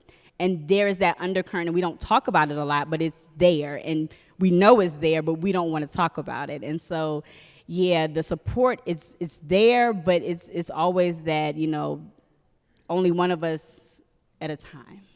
And so that kind of impacts just how genuine and authentic and supportive we really are with each other. Thanks for naming that tension. Our next question is also maybe a little bit about tension. Derives from a question I wrote, but one that came in from you. So thank you for texting in your question. I'm going to start with Molly on this one, and then Joy and Jocelyn, if y'all want to address it as well. I was going to ask y'all to reflect on this concept of non-hierarchical organizational structures, how that plays out. When people have never seen women lead, sometimes it's hard to figure out, do I need to be strong, decisive, assertive, or do I need to come in a little different way? So the question that came in said, how do you balance the need for a senior pastor to have authority granted to her while also flattening the power structures in a feminist way. It feels like on one hand we should work hard toward collaboration and equality, but on the other, we should be given the power to lead by the church, by other staff, especially when we're called as the first senior pastor and are setting precedents for women down the road. So we'll let Molly start on that one. Joy and I spoke for about an hour at breakfast about this question. So this is a tough one, I think, because I can recognize, yes, patriarchy is found in hierarchy. Hierarchy is found in patriarchy. And I know that to be true. I know on a philosophical level, a theological level, a scriptural level, those two are very interwoven. I also think that churches are naive to think that they will survive if they only survive on being nice to each other.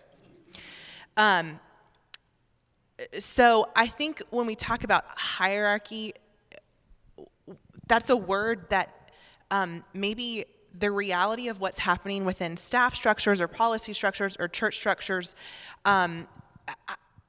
it sometimes doesn't quite match up to what's happening on the ground because it's not necessarily hierarchical as much as it is. We do have to recognize the church is a business. We have to recognize that someone has to have the buck stops here.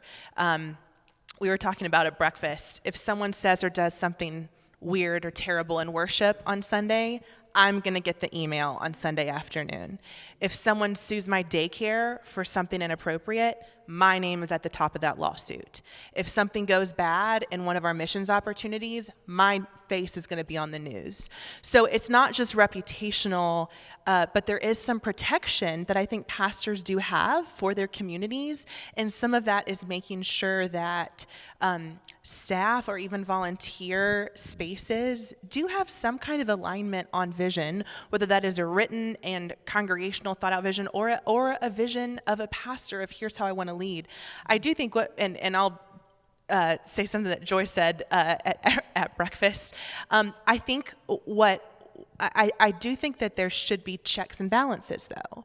I think that we cannot let a pastor just go without any kind of checks and balances. That's also not fair. That's not fair to the pastor. That's not fair to the congregation, the Congregationalist model of free church. So I think it's a careful balance.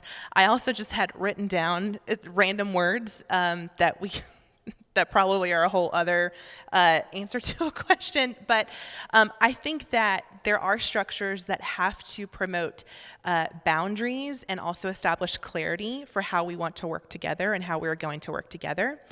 I think that I say this often in my context, there are, and someone probably said this before me, I don't think I came up with this, there are healthy systems and there are unhealthy systems. There are healthy people and there are unhealthy people. Healthy systems help guard against unhealthy people. Unhealthy systems cannot guard against unhealthy people. So it's, while you're pastoring people, I think you also have to pastor the systems to make sure that they are also healthy.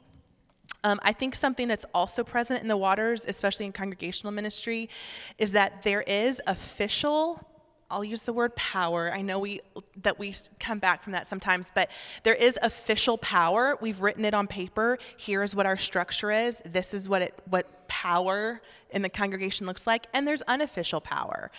This person has been in the church for 40 years, and she has been treasurer that entire time. And if I want to do something in children's ministry, she expects that I'm going to call her first. She has no connection there. Her kids are 30 years old, but she still has that unofficial power. So I think just recognizing in those power structures, those hierarchical structures, there's also just a lot of other stuff in the water.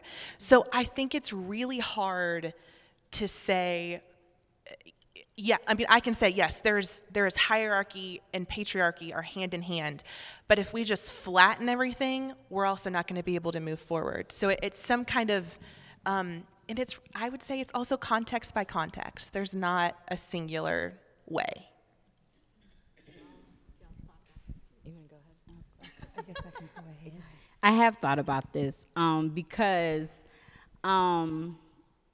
I've already shared my context and my upbringing. And so the whole idea of non-hierarchy, I can't say that other word either, that non-hierarchy was unfathomable. I didn't understand.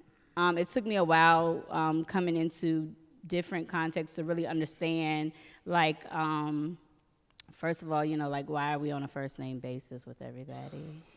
That I struggle with that. I struggle with my seminary professors. I struggled when I worked at a white church. I didn't understand why we're calling each other by first name. And so there's that power thing. And so in our context, the pastor is here, right up there with God, in charge. There is nobody else in charge. And then everybody else is down here. When the deacons feel like they want to be in charge, then they fight with the pastor, and then it's just them fighting, and the rest of us are still down here because, as I also said, we don't really have a staff, so who else is the pastor going to share this power with unless he's fighting with the deacons for it? And so understanding that, when I was in my interview process, one question that did come up, people don't have an issue in my context with men like that at all. But there was a fear that I would be kind of emasculating. The fear with having a woman pastor was they didn't feel like a woman can be in charge of a man. And so it was like, well, how are you going to lead where you're not in charge of a man? I was like, well, I don't know how that works, but okay.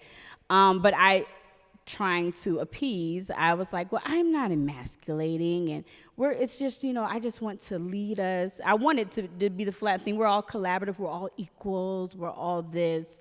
So I'm not going to emasculate you. I'm going to listen to you. I'm going to lead you. We're going to share ideas and share power and all this. But when I got in there, that wasn't going to work.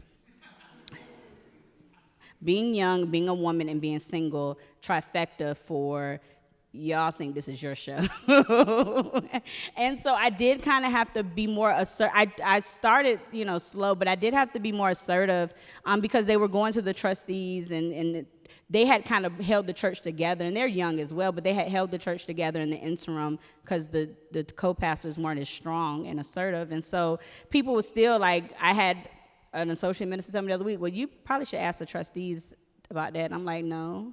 Because that's a pastor decision. Why would I ask the trustees about that? And so I made the mistake, and so I've had to pull back with my collaborating and giving everybody a voice. I listen, but right now, just like when I was saying with NBC, with doing it all together and then separating, right now you have to see that I am in charge. And that's hard for me because I'm not a flex type person. I'm not like crack the whip type, I'm the boss. That's not me. But right now, you need to know that I am the pastor. And like Molly was saying, at the end of the day, if the church goes bankrupt, if this happens or whatever, it's going to be on me. And in my context, it's going to be the reason why we don't call women. This is why we don't call young people. They don't know what they're doing. This is why we don't call single women. Like, she has no, you know. So I have to watch myself, and I have to, right now, kind of assert my power more than I normally would, but just to let you all know that I'm capable. I am the pastor. I do have this authority. It has been given to me. And then when we get to a place where I feel like it's respected and received and they understand, reculturing it, then I will be able to pull back a little bit and give them more power to lead in their own right. As Molly mentioned, we talked about this earlier, and we were both like, are we crazy? Because we like having the authority. I mean, that's something I recognized when I was starting to look for other churches and thought about various associate roles. And I thought, you know, I like being in charge. And I think that that's okay. I like having the ability to work with the committees and to cast vision and to say, that was a great idea. Have you considered this? And so part of it was also recognizing my own personality and my gifting. And perhaps if we could talk about this also as accountability, you know, when we are working in these structures, making sure we're being held accountable and we're keeping other people accountable. I think that's really where it runs out, or, you know, if people are abusing power or relationships or money or finances, and we're able to call that out. But yeah, at the end of the day, the pastor will always be held accountable for anything, even if it's not their issue, their problem, or their purpose. And so I think as women, it's okay to want the authority, and it's a good thing, and not to be scared of it. I just started at a new church, and so when I came in, I went to all of the committee meetings, and they said the last pastor didn't care about the committee meetings. And I said, I love that for him. I like to know what's going on. And they said, well, we don't want you to do everything right now. This is about rest. This is about you having boundaries. I said, you're meeting at 9:30 on Monday. I'm already here. I want to know what's going on. And that's been kind of an interesting struggle. I have yet to make it on one of the committee's group text message. That's the next step. And so I try, of course, to work on this idea of hierarchy by empowering the committees, by being a part, by not taking over the meetings, by adding suggestions and encouraging and trying to be the equipping pastor, which if you go to Baylor, they make you read 80 times. One book about being an equipping pastor. Okay, John's shaking his head. He knows what I'm talking about. Anyways, it is about, I think, empowering other people to do what God has called them to do, equipping them and giving them the support, but also recognizing at the end of the day, I take my authority seriously, and that also means I keep myself accountable. And unfortunately, sometimes that means I hold myself to a standard that's unfair, and so I work on that, but also I think that tension is something we'll all have to work with, but don't be scared by the calling and the divine authority gifted to you as someone called to preach the good news and also empowered by the Holy Spirit. I mean, let's not be scared of this position and this authority that we do have. Let us be wise in how we use it. Heather, do you want to comment on this?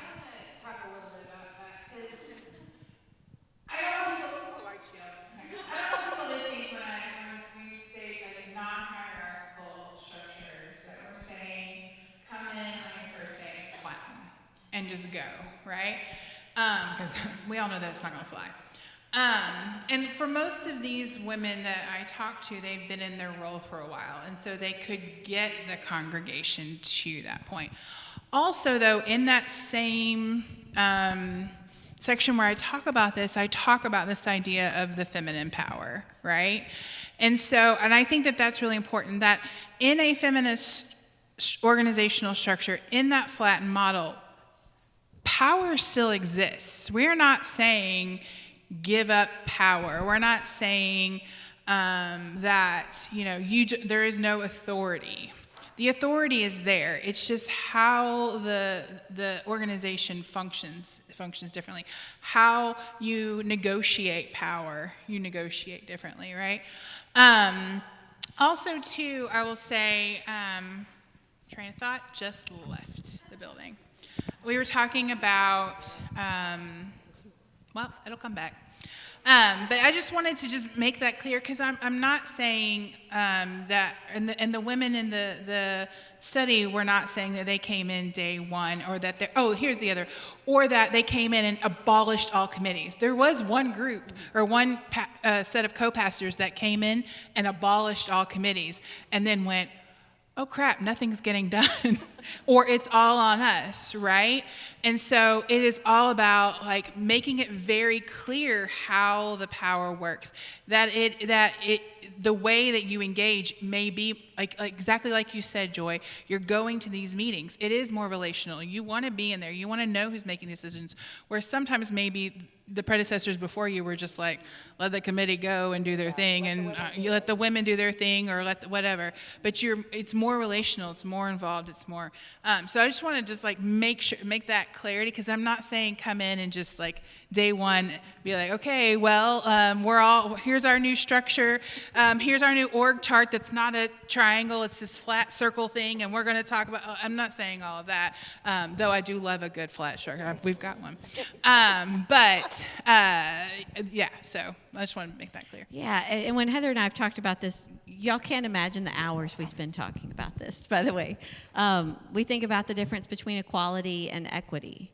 At the end of the day, equality is this ideal of the goal that somehow in the world we actually might get to a place of realizing that we all have equal power. But that's not what exists in reality.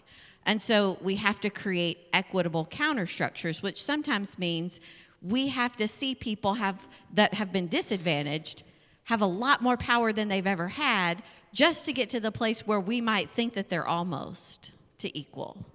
And so I think that's part of what's going on here is we do have to see those equitable counterstructures of women having authority just so that some people will take us seriously. The way we've tried to incorporate feminist ideology into our organizational structure at BWIM is to think about how can we have a flattened structure, and in order to do that, what are the accountability measures that need to be put in place? We need clarity around our job descriptions. Whose job is it to do what? Because if you know that, then you can be held accountable to it. We need clear policies. This is how we do this, and this is how we do this, because then you can have accountability to the policies of knowing how it works. What are our values? We can hold each other accountable to the values in the strategic plan. We're not getting it perfect by any means. You could ask any of us who work here. But we're trying to flatten it and see, can collaboration work in an organization where we've been able to do the equitable things? Can we try to figure out how to take the next step? Okay, we spent a lot of time on that question because I think it's really important. And thank y'all for engaging it. I've got some other questions that are coming in, but just so that we make sure we have time, I want to ask a few questions about the denominations that each of these women represent, and then we'll come back to some of these other questions if we have some time. So for Jocelyn, as she has pointed out, we were not able to have statistics from National Baptist Convention USA Incorporated. She's going to help us make sure we include those next time. But we've also seen that there has been progress. In September, the Reverend Tracy L. Brown preached, the first woman to preach at a National Baptist Convention USA event, which is incredible. And so tell us a little bit more about how you see National Baptist Convention USA, what their next steps are in moving forward. I think we're on the right track. Like I said, with the election of Dr. Boise Kimber, things have really changed. I think a lot of that has to do with his progressive thinking, as well as the fact that his wife is a seminary-educated preacher. And so he definitely is more open, and he pastors in the North. And previously, our presidents were from the deep, deep, deep, deep South. And so, like I said, he made the commitment. He put the first female in his cabinet. He allowed women to take leadership in every auxiliary, except like the men's ministry stuff, laymen. But other than that, there's one of us that sits as a director or on every single auxiliary board, which is major. That has never happened. Also, as you mentioned, putting women on the stage to preach. Before September, when we were in Birmingham last January, June, for the Congress, they had 2 women do late night, which late night has totally been men. And then a woman hit the main stage at the annual session, and it's more of that to come. And so I think that is important to see in our denomination because, like I said, on a national level, we have not seen women in national leadership roles, and we have not seen women preach, which is, can you imagine going to a session, a whole week-long annual session of the whole country and not seeing women represented in that way, not leading, not preaching. You're just sitting there listening to a lot of men. And so I think that's on the right track. A lot of us, the majority of us, are young, very young. And so having that also is killing 2 birds with 1 stone because also young people have been shut out of the convention, which is crazy because if all the old people died, then who... Does that make sense at all? It does not. You have to have young people in leadership and able to take those roles and training them as well. And so I think it's a mindset shift. It's slowly but surely as people are open to it and you continue to see it, it makes it normal. sidebar, I'm also a mental health professional, and I do a lot of mental health work in churches, because the more you talk about it and the more you hear it and the more you say it, it's not strange. It's not some weird taboo thing. If a woman's always preaching at the annual session, then guess what? A woman's always preaching at the annual session, and it just is what it is. And so to kind of desensitize the people that get up in arms about that stuff, but also some years ago they had a woman preach for the young adult session of the Congress, and the people that got up and walked down on her were young women. And so in my context, a lot of the pushback is not from men. Men put us in these positions and gave us these opportunities. It's from the women that don't support and that walk out when we preach. Thank you. Joy, for the last two reports, we've been grateful to our colleagues at American Baptist Churches USA for sharing statistics with us. Of the Baptist denominations, as I mentioned, represented in the port, American Baptists have been arguably supportive of women in ministry the longest amount of time. How do you feel like the amount of time that a network is supportive affects the environment for women? Thank you for that question. So oh, did that sound fake? That was real. Sorry, that was real, actually. The American Baptist Churches has been extremely supportive of women for a long time. I think the disconnect is with the local churches. The local churches not knowing that story, not understanding the difference between Baptists as Southern Baptists begin to creep into the areas that have been historically American Baptists, and many pastors are finding these jobs and then pulling churches out of ABC life. A big challenge that we also have is that every regional executive minister is to report when someone is ordained, when a church is removed, or changes their standing.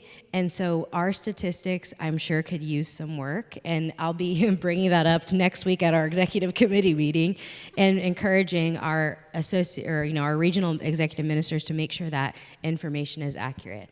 Now, we are blessed at the American Baptist Churches to have the Reverend Dr. Gina Jacobs-Strain, who serves as our general secretary. She is the first woman, an African-American woman, to serve in that role. Previously, there was an interim, Susan Gillies, who did a wonderful job in the interim of president or general secretary of the ABCUSA.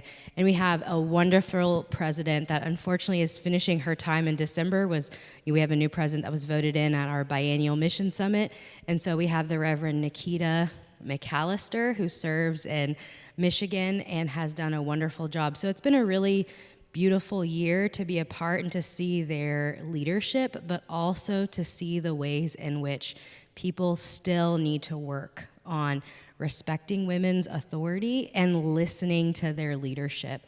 And so we have continued to work on that. I think my first American Baptist event was Radical, Redeemed, and Ready at Green Lake Camp in Wisconsin. And my associate, Mine too. We met there finally. That was a beautiful moment. You and the Reverend Jamie Clark Souls, who I made them both take a picture of me and was very, very excited because, they're sheroes in my book. I walked into that meeting with my associate regional minister, who's one of my dearest friends, the Reverend Dr. Greg Mamula, and I am not one to be moved emotionally, but we started worship, and I was like, hey, I think I might cry. And he was like, okay, are you dead? Are you dying? And he was really kind of weirded out, and I said, no, I've just never been around women that have been affirmed. I was 21 until I heard the first woman ever at First Baptist Waco preach on a Sunday.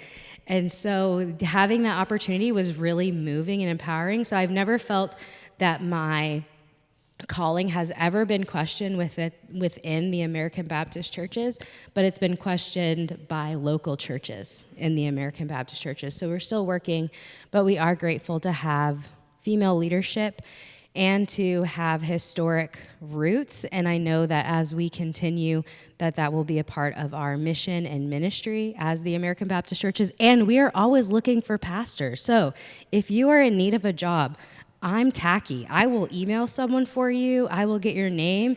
Truly, I mean, I will do that. I would love to be a connect for you because I have found a real home in ABC USA and grateful for the work that we do. And it really means something to me. So I would love to see more women pastor churches in the ABC USA, and we continue to be committed to our historic, long-lasting relationship. So that must continue. Thanks, Joy. Molly, the growth in the number of women pastoring CBF churches in the last 4 years has been incredible. CBF obviously is not there by any means, not to 50%. You know, it wouldn't hurt to be at 100% for a little while since they were at 100% for, a couple thousand years, but that's fine.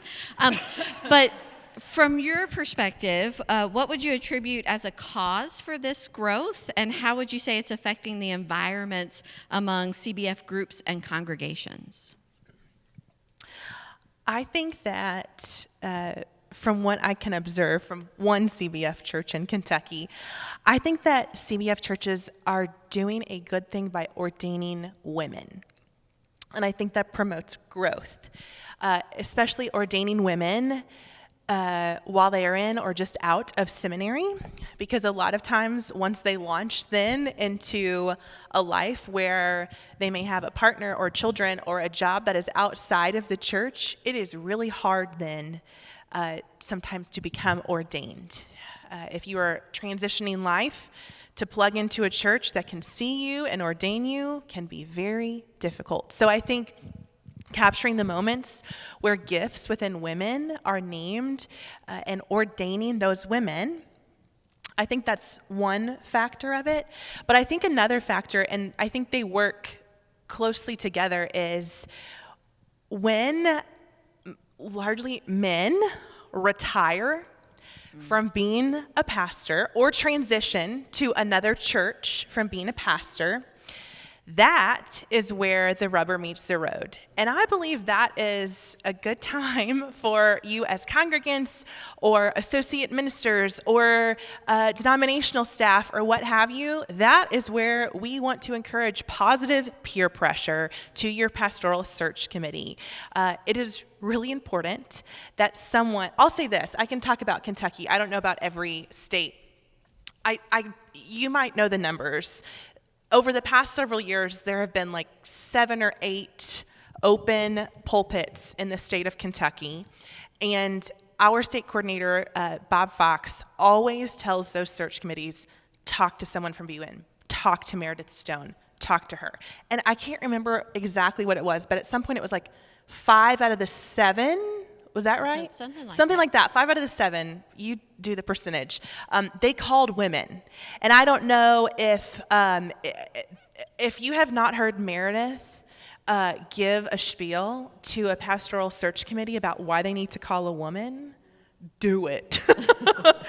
It is life-changing, it is church-changing, and it changes the waters for the CBF denomination. So I think it's a combination. When you ordain women, they are then ready for calls that might not ordain them within that call.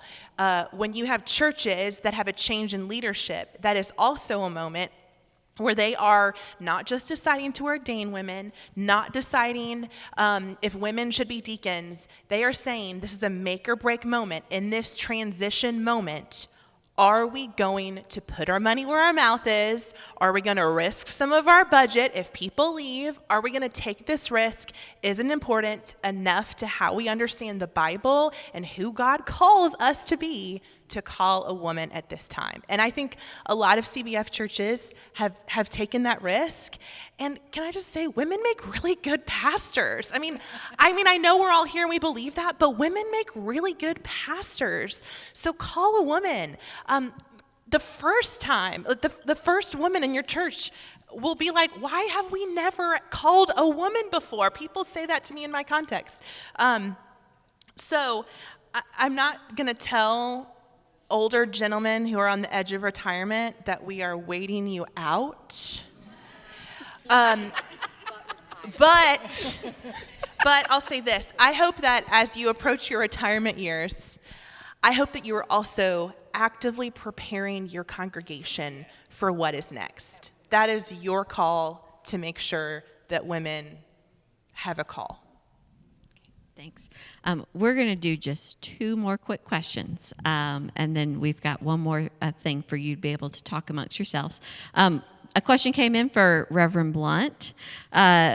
Thank you for naming, as an African-American woman, choosing between your family and being sisterly, the difficulties and tensions there. She said, but how can you change that tension? How can you stop being just one, that there can only be just one? What are the things you can do to help change that culture? Well, one thing that we have started to do is to call it out. When we see, it's a lot on social media, when we see flyers of all men or all men and one woman, we call it out. But I think it starts with internal work. You have to be confident in who you are and your call, and find where you belong in your niche and your people, and and I think one thing, I don't get caught up in it because I'm very confident. In case you didn't notice, I'm very confident in who I am, and I take other opportunities because I knew that there wasn't a lot of opportunity in my context. I found other avenues. Like, obviously, I'm sitting here with BWIM today. I sit on the steering committee for PAC with CBF, and I do a lot of other little things. To get an opportunity, and in that, I try to provide opportunities for others. You get more opportunities when you provide opportunities for others. I don't gatekeep. I don't, any of that. And so I think it starts with being confident in doing the inner and the shadow work you need to do, not to be jealous or envious or intimidated or inferior within yourself. And then when you're in these, you have these opportunities to bring other people along or expose other people, or to, share another woman's name in a room she may not be in, or expose her to bigger contexts that maybe she can have success with or connect with more people, then just do it. And I think that's one way that I have really combated it. And because I'm not the crab in the barrel. I'm not fighting to be the one. I'll go somewhere else. And so so yeah, I think that's very important to start with your inner work, and then just share the wealth and call out people that feel like there can only be one. Because what about this person? Like, why have we seen her on 15 flyers? You didn't know anybody else? And to share that, because a lot of times you don't know the other people, and so they pick her because they know her and because somebody else has said her name or they've seen her somewhere. But if you say, well, have you thought about this person, or vouch for that person, I'm like, well, Joy can preach just as good as, call Joy one day, And so taking that opportunity, and that doesn't take away from you, and don't feel like it's going to take away from you, because what opportunities are for you are for you. Thank you for that. That really resonates with me. I feel like the gut check that we have to learn to do, because it's so innate to go, well, why is she getting all that attention? She doesn't have a doctor of ministry degree, or, it's trained in us, that internal work. And the part about lifting each other up, I feel like when I'm asked to do things and can't, it's so important that I don't just say, I'm sorry, but I say, I'm sorry I can't come. Here are 3 people, all women, who would be amazing at doing this for you. So thank you for those really good words. The last question I want to ask, Heather, I just wanted to say, as you've listened to their stories, is there anything, as you're thinking about how this connects into the research, that you might want to point out, even from just listening to their stories? Or a last point you want to make? I think the thing that I was just sitting here reflecting on from both what Molly just mentioned about the men and what Jocelyn was talking about.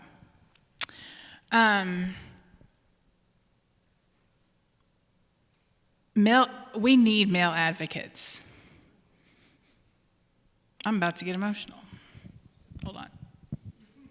Go ahead. Girl. Yeah. We got tissue. We have been fighting for so long. Yeah. We need the men to take a step back and to do exactly what you were saying, Meredith, of when they can't do something, here are 3 names of women who can do this.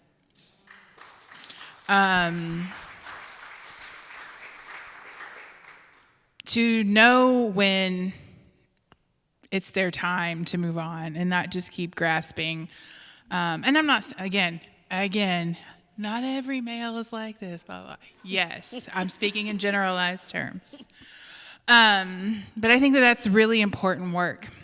Because we know, I'm sure as I read off all of these things, all these 6 markers, every single one of you was like, well, yeah, well, yeah, well, yeah, well, yeah, right? We know, and we've been doing it, but we need our male advocates to step up and do it. So I think that's my next research project, amongst the other 3 I'm working on right now. Thanks, Heather. And I'll say we are grateful for the male advocates who are in this room. Yes. That you take the time to show up and advocate for us.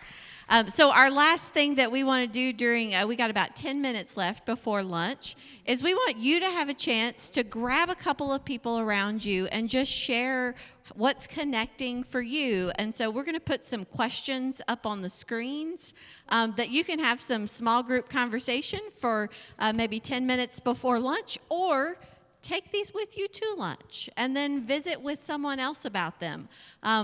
What experiences in your ministry are coming to mind? How is this creating hope for you? What are the markers of empowering congregations that are really connecting for you? Or are there others that really make a difference to you? And then what are your next best steps? As Heather mentioned, for your congregations, we have created a consultation where we can work with your church staff or lay leadership to walk through a self-assessment of these markers of empowering congregations for women. And we would love to do like 100 of those next year. And so please, on the website that has the report, there's a form you can fill out to express your interest, and we'll get in touch with you. But take 10 minutes, visit with those around you, and then we will see you in lunch in about 10 or 15.